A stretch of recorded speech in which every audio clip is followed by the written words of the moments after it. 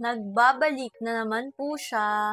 Asin! It's the time of the month na naman na nag-crave ako sa maasim. So, if ever hindi ako makakabili ng mangga sa palengke, ay bibili ako online. Alam nyo na to guys, ilang beses na ako nang budol sa inyo nito. At may iba-iba pang klase, like may mga cherry pa. And kahit yung mga friends ko magpapatunay na sobrang sarap niya, kahit yung reviews, tingnan nyo. Siyempre, ito yan, yung chamoyada na dried mango chamoy and also the premium tamarindo chamoy. Hilig natin sa mga chamoy-chamoy.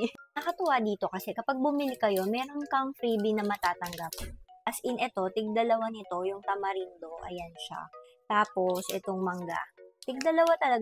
So, kung hahanapin nyo kung nasan yung dalawa ko pang packs, nakain ko na kagabi. Tamarindo natin, ayan ang itsura. O, diba? Nakakangasin talaga yan. Sobra. Ito naman yung itsura nung sa chamoyada. Guys, hindi tinipid yung mga seasoning nito, yung mga chamoy nito. And super, siya, masarap. Kung gusto nyo ng, nakalagay dito kasi, extra spicy and sour siya.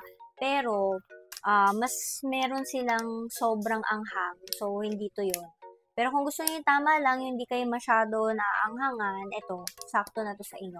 Tsaka maasim siya. Yummers. Ito yung tsura niya sa loob. Meron nga pala siyang 130 grams. And ganyan yung tsura niya, guys.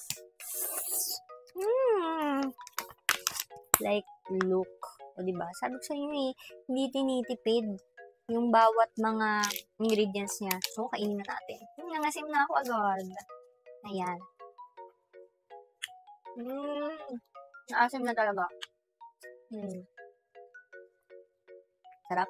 Pero tinitipid ko to kasi, yun, mauubos ko to ng isang upuan talaga. Pero as a disciplined person, tama.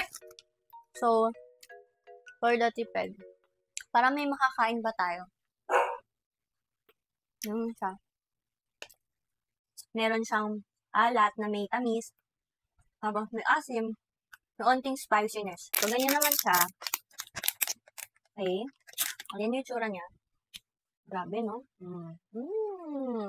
Then, nabanggit ko na to before, para siya sa mga pasalubong center ng mga sampalok. Yung hinahanap ko talaga na may nakalagay na salted, meron siyang asim. Ang harap niya.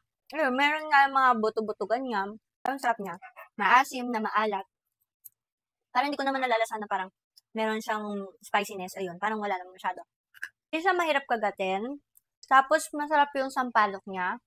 Di ba may mga sampalok na parang ang pakla? Parang iba na yung lasa. So, ito, masarap siya. Kasi pag nag-crave ako sa maasim, tapos bibilang sampalok nga. Hindi nakalagay, di ba? Parang sweet and salty. O kaya, salty. Pero ang tamis naman. Ito talaga.